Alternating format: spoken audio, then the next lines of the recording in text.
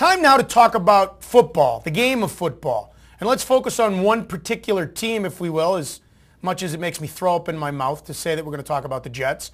We'll talk about the New York Jets right now. A lot of questions for the New York Jets. Yes, they made progress. Yes, they have pecking order over my New England Patriots right now. I'm sorry. I don't care what regular season they've had. If you're a Patriots fan, the Jets are supreme over the Patriots. They just beat them in the playoffs. Sorry.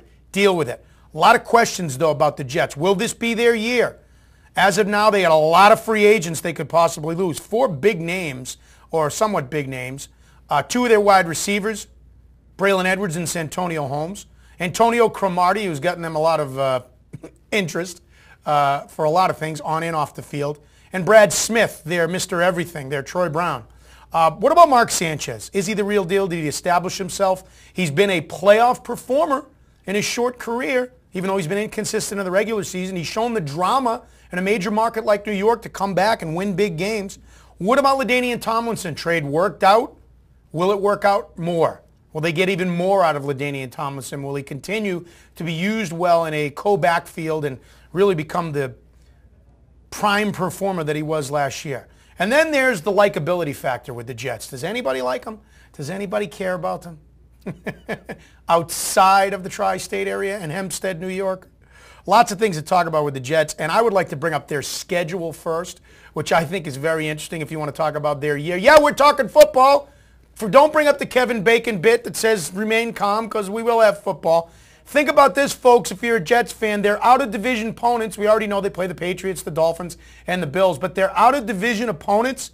Here are their home games: Dallas, Jacksonville, San Diego, Kansas City, and the Giants. Let me repeat that. Dallas, Jacksonville, San Diego, Kansas City, and the Giants. Aren't those 4 out of the 5 playoff teams from last year?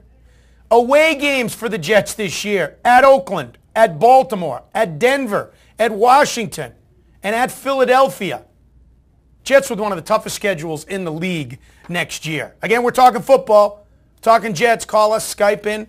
You could send us a tweet about it if you're a Jets fan.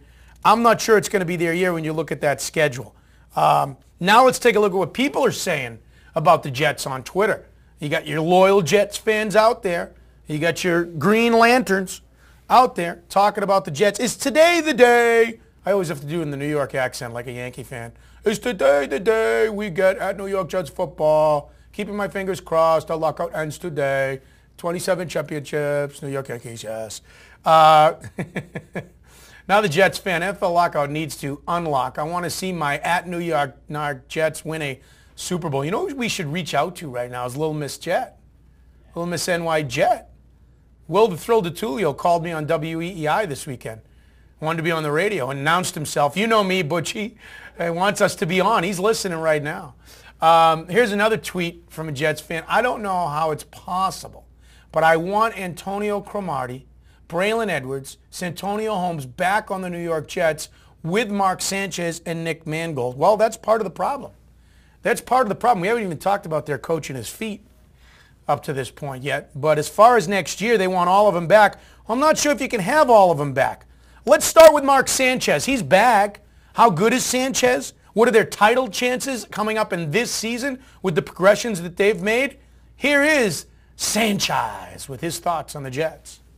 I think for us to get over the hump and win that AFC Championship game, we need to play a complete game in one of the biggest games possible. In that AFC Championship game, we need to play a full first and second half the way we know how. And unfortunately, the last 2 years, we've only played half of that game really well, and the other half wasn't too great. So we have a lot of work to do individually, and then I can't wait to see how well we do this year as a team. We have such veteran leadership, guys that are willing to, sacrifice a little time with their family, jump on a plane, and head out to New Jersey or California and throw the ball around with me, which has been great. We have veteran talent that understands what it takes to get ready for a season, so our team will come back in shape and be ready to play. But that's been very helpful with an off season that you can't interact with your coaches. Those guys have really helped me.